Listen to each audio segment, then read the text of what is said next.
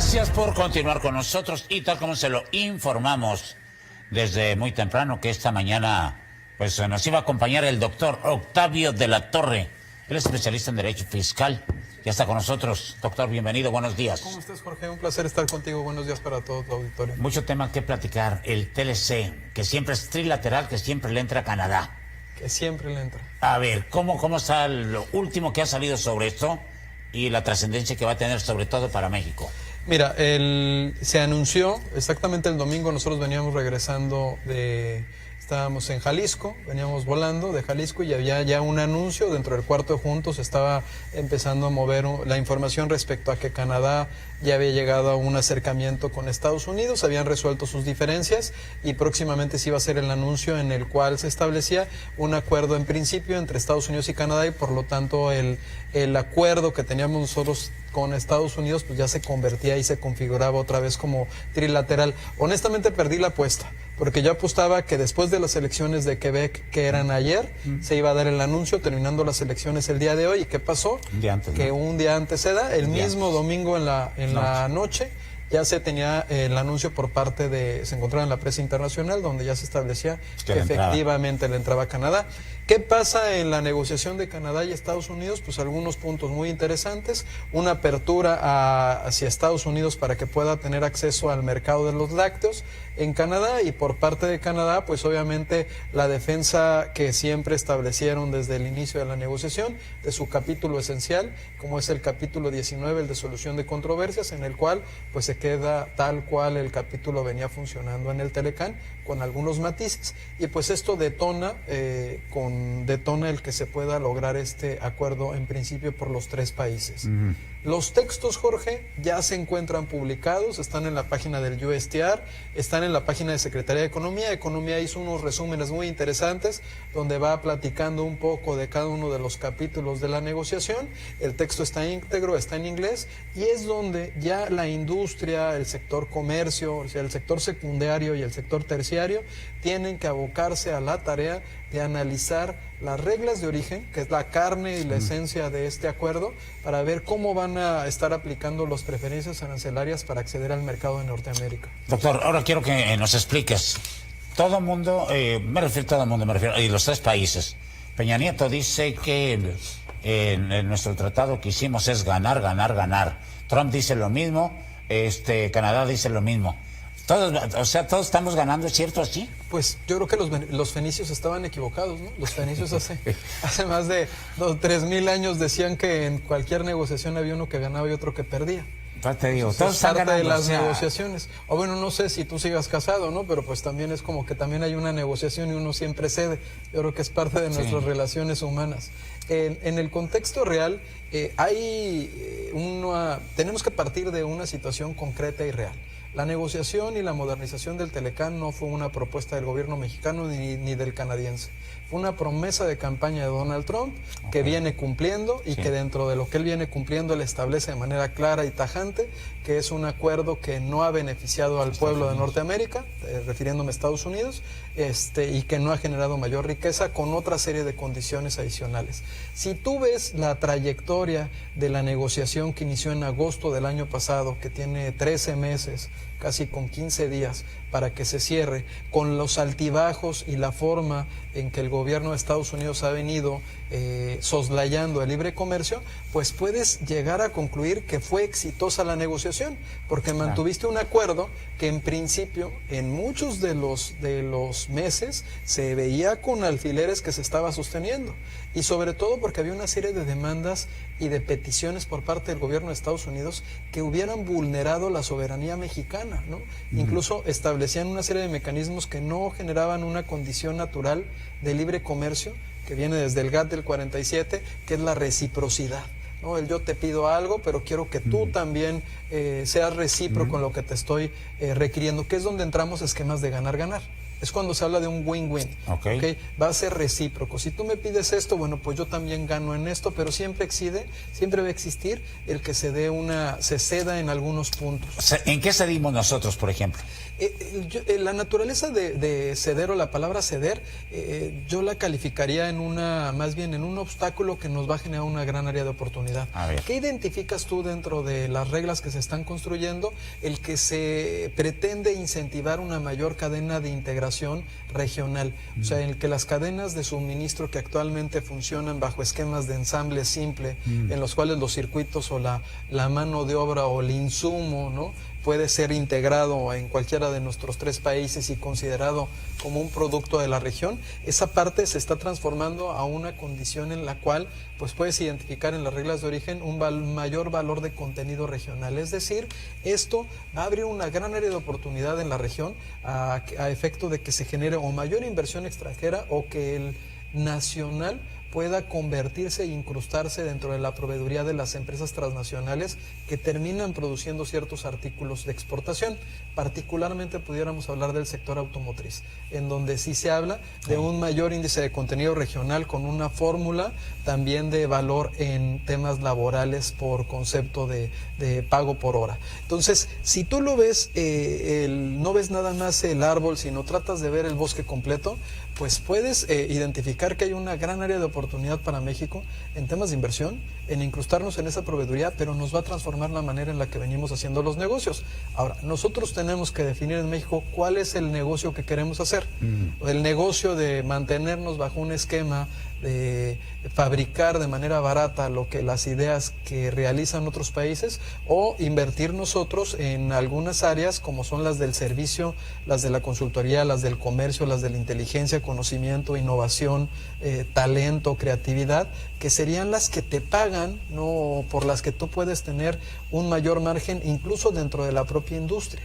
Entonces, el acuerdo en todo este contexto, en palabras para nosotros los ciudadanos, pues te va a dar una mayor oportunidad de acceso al mercado. Sí, efectivamente la tienes. Tiene una serie de conceptos de facilitación aduanera y de cooperación entre las aduanas de los países. Sí la tiene. Tiene una serie de condiciones en cuanto incluso incorporar a especialistas de la iniciativa privada para formular algunas normas técnicas o reglamentos. Sí lo considera. Tiene una reducción en la manera en la que vas a calificar el origen, me refiero al documento formal que veníamos nosotros manejando, por el cual te negaban el trato porque lo llenabas mal. Bueno, pues ese documento se elimina, ¿no? Pero así como tiene ese beneficio o facilidad, también te lleva a un esquema de responsabilidad o de obligación mayor como ciudadano, como contribuyente.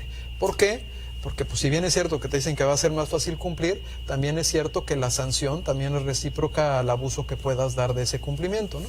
Oye, doctor, estamos viendo ahorita, por ejemplo, la explicación que nos estás dando, pero decíamos cuando estaba con alfileres, como bien dices, ¿no?, que llegó un momento, estaba con alfileres, pero también hubo algunas declaraciones por allí de gente que conoce de esto y que decía, no pasa nada, si se cae, ok, vamos por otros rumbos, hay otros planes, ¿no? Tenemos plan B, ¿no? ¿Qué hubiera pasado si hubiera caído? Es que tienes plan B, plan A, plan B, plan C, ¿no? Había varios planes. Así es. Seguramente la inversión hubiera sido... ¿Nos pudo pasar? El que tú mantuvieras la negociación del acuerdo, tú tienes que partir de un dato. Hay un dato particular. El 25% del PIB mundial está en esta zona, en la región del Telecán. Entonces hay una integración nata, tanto por nuestra condición geográfica como por la forma en la que se ha venido generando los procesos de transformación y de producción entre los 3 países. 1.2 billones, que es lo que habla Trump, ¿no? De la importancia que tiene, que para él es el número 1, ¿no?, que ha habido de acuerdos. Es el acuerdo más importante del mundo. 1.2 billones. O sea, bueno, México es un campeón en el mundo para tener acuerdos que consideran una parte importante del PIB mundial. El CPTPP, por ejemplo, es el 13% del PIB mundial, y en el CPTPP hablas de 11 países. Aquí estás hablando de 3 y tienen el 25%. Exacto. Entonces, esa condición de manera natural pues nos llevaba a que mantuviéramos el acuerdo y que se mejorara y se modernizara. ¿Qué hubiera sucedido? Bueno, se modernizó. ¿La modernización en qué consiste? En que se generan aspectos que no se encontraban dentro del acuerdo, como por ejemplo el capítulo de comercio digital, facilitación aduanera. ¿No? Correcto, así es como se llama.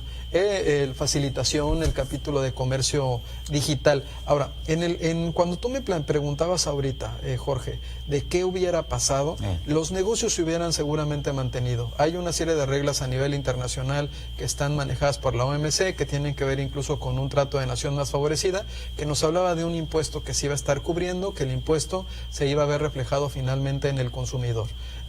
Afortunadamente dentro de este acuerdo pues se logra mantener y cerrar, y lo que hemos venido diciendo y lo vengo platicando todos los días es que se debe de atender al caso puntual de sector por sector, revisar de manera dedicada, porque el diablo se encuentra siempre en los detalles, donde está la coma, donde está el punto, si me aplica o no me aplica la regla y la manera en la que yo voy a mejorar mis procesos o voy a transformar mis procesos para que se mantenga competitivo. No, muy bien. ¿Qué sigue? ¿Qué sigue? Jorge, estamos en el proceso de que el documento ya está publicado. En la página del USTR se encuentra, lo pueden revisar, en la página de Economía lo decía también. El documento por parte de México ya se fue presentado ante el Senado. Se estaría esperando que a más tardar para el 29 de noviembre se estuviera llevando a cabo la firma por los 3 presidentes o en su defecto por los representantes de comercio de cada uno de los países. No lo tiene que firmar el presidente. Claro. Así como nos tocó a nosotros estar en el CPTPP, que en Chile el secretario Guajardo lo firmó, aquí sería lo mismo. El documento tiene que pasar el proceso nuestro Senado lo tiene que ratificar, sería el que tendría ahorita la última palabra, y pues lo están revisando. Se presentó el mismo domingo el documento íntegro, actualmente en la página de Secretaría de Economía lo pueden revisar, se encuentra en inglés, y pues generar las aportaciones y comenzar a hacer los estudios y los análisis y estar preparados para los cambios que vienen. Hay temas en comercio transfronterizo de servicios, en entrada temporal de personas, en la manera en la que se van a poder configurar las competencias o las profesiones para que puedan también llevarse a cabo en Estados Unidos y Canadá. Hay una serie de lineamientos que seguramente van a ser bien aprovechados por los mexicanos. ¿En qué quedó? ¿Te acuerdas que había algo relacionado con que se pagara $16 la hora? Pues quedó, pero en ciertas áreas nada más, ¿no? Se está hablando para una parte del proceso, está en el sector automotriz. Exacto. Y se establece de manera específica para una parte del porcentaje total de lo que se lleve a cabo en la fabricación. Incluso la propia regla de origen te habla también de que este sector va a requerir que para la producción de los vehículos se utilice un 70% de acero de la región de Norteamérica. Entonces, es la manera en la que se va a venir configurando. Ahí es donde tú también te das cuenta que hay una gran área de oportunidad para México en cuanto a que invirtamos en el mejor activo, que son los jóvenes, a efecto de que se les den herramientas en las cuales puedan ellos incorporarse a sectores, ¿no? Sobre todo de los servicios o del diseño en el ramo industrial, en el cual ellos puedan beneficiarse con temas de innovación, de creatividad, de inteligencia, de ciencia, ¿no? De tecnología. Bien, doctor, vamos a ir a una pausa, regresamos contigo. Gracias.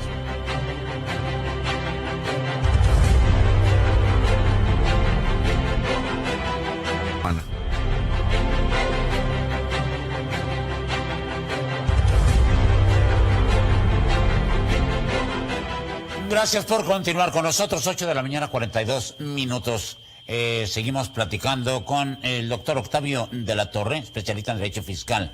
Doctor, que la inclusión de ese capítulo de anticorrupción, ¿por qué no estaba antes? Preguntan. Es parte de la modernización. Hay una serie en el momento en el que se lleva a cabo la negociación del acuerdo, que es en los 90s, pues era algo que no se tenía previsto. Incluso la propia ONU acaba de incorporar un pacto mundial de anticorrupción en este siglo. Entonces, en este capítulo es sumamente interesante porque te habla de cómo se deben de implementar una serie de condiciones a nivel nacional para perseguir conductas como enriquecimiento ilícito, soborno o temas de anticorrupción. Entonces, es un capítulo que te lleva a condiciones de cooperación, y hay disciplinas en particular que establecen obligaciones para los países contratantes a efecto de que ejerzan sanciones ejemplares, modifiquen sus leyes y obviamente prevalezca este tipo de conductas con una sanción que sea ejemplar. Bien, ¿qué otros capítulos se agregaron con esa pymes, modernización? por ejemplo, el capítulo de pymes me parece muy interesante. Okay. El capítulo de pymes que tiene que ver con esta base, que es la que, por lo menos en México, si tú haces un análisis de quién sostiene la economía, pues te podrás percatar que las pymes, estas micro, pequeñas y medianas empresas, son parte fundamental para el motor nacional, que te representan más del 60% del PIB nacional, y se crea un capítulo en particular con la intención de poderlos incrustar dentro del libre comercio, darles herramientas para que puedan acceder al mercado de la región de Norteamérica a través de información, comités, ferias, a través de una serie de actividades que van a ser coordinadas por el sector público y privado en los tres países. Este capítulo de manera particular es un ícono en la historia de los tratados, si bien es cierto que toma algunas experiencias de algunos otros acuerdos que son modernos o de cuarta generación, tiene estos matices en cuanto a buscar que las pymes puedan tener acceso al mercado. Ahora, aquí hay un tema, Jorge. Las pymes de nosotros no son las pymes de Estados Unidos, ¿eh? Hay una distancia muy grande entre la definición que nosotros tenemos de pymes con la definición y con el impacto, incluso con la capacidad económica que tienen las pymes de Estados Unidos. Okay. Ahí va a haber un reto para ver cómo se pueden reducir las asimetrías y lograr un equilibrio a efecto de que nuestras pymes puedan ser competitivas en Estados Unidos. Este tipo de capítulos, Jorge, tienen que estar acompañadas por leyes y normas que van a estar o colaborar con las condiciones que te plantea el acuerdo. Entonces aquí va a ser muy importante que el próximo gobierno pues implemente políticas públicas mediante las cuales pueda hacer sustentables esos negocios y pueda generar, ¿no?, esta participación de productores o de industriales o de comerciantes que están en este sector sector de la productividad en México. Por ejemplo, y bueno, hay una pregunta acá, que ¿quién se beneficia mal? ¿Qué sector, por ejemplo, en el caso de México, qué sector es el que se beneficia más con la firma de este nuevo acuerdo?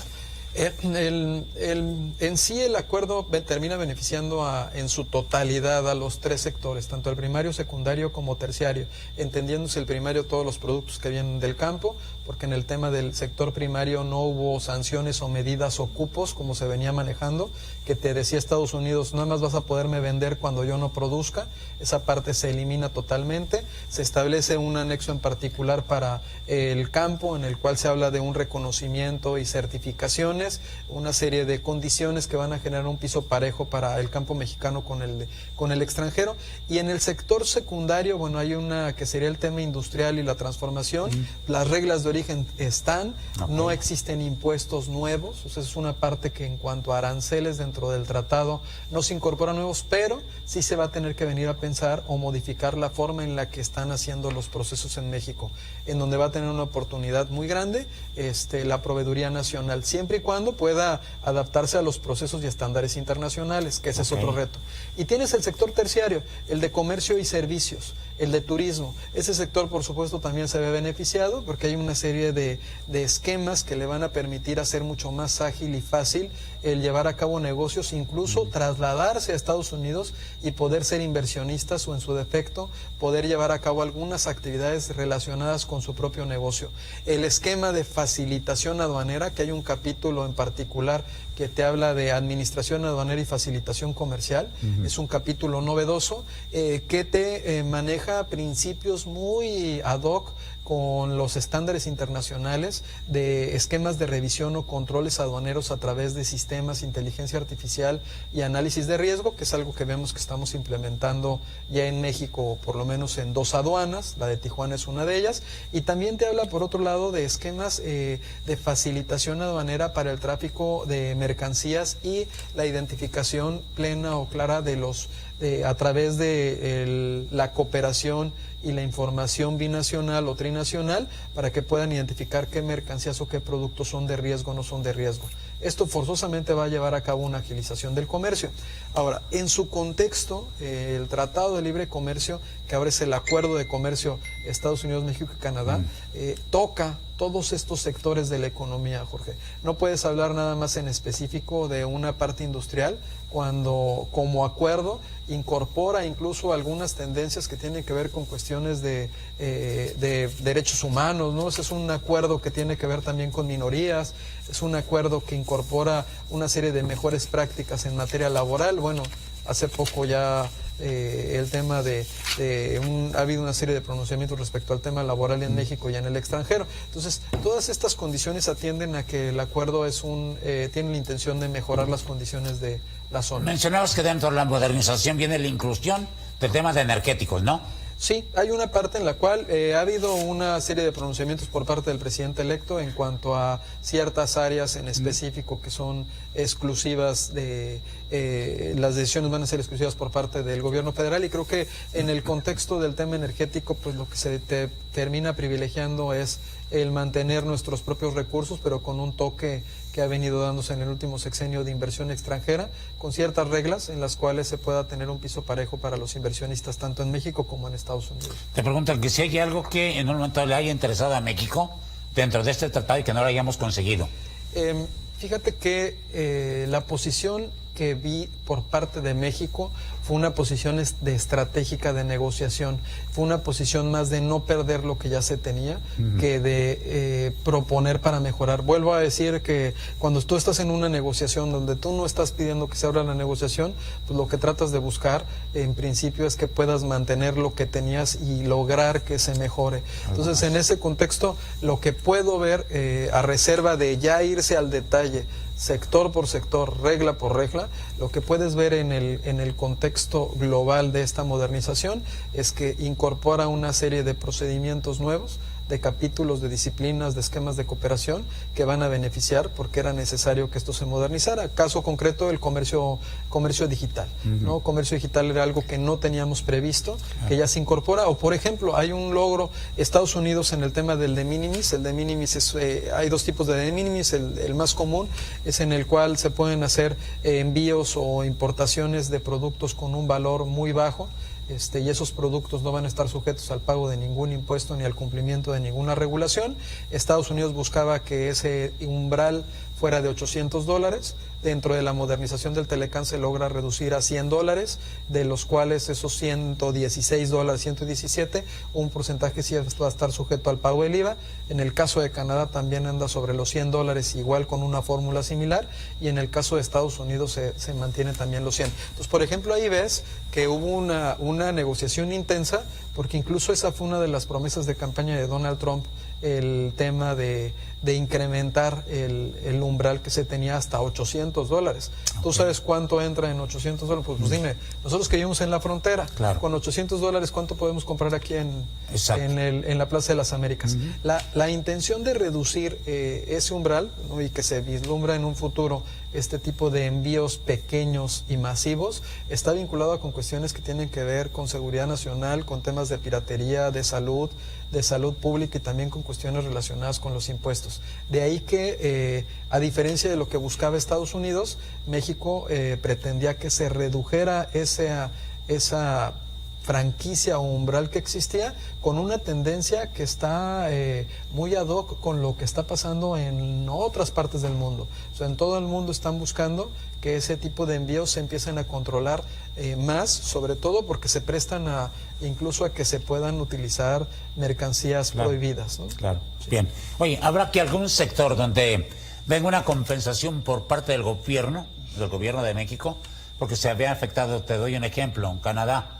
Tengo entendido que allí es la cuestión de lácteos, que tienen un problema los productores, porque como que se abrió un 3, no sé qué %, a la importación precisamente de lácteos. Entonces el gobierno de Canadá ya dice, no se preocupen, por una compensación por eso.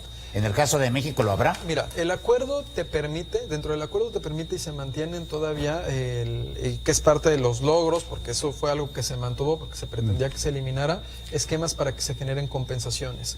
Yo te lo voy a plantear algo más concreto, el tema de la medida 232, en la cual nos imponen a nosotros una cuota, Estados Unidos, derivada de un estudio que hicieron de seguridad nacional, determinan unas sanciones o cuotas para productos de acero y de aluminio mexicanos.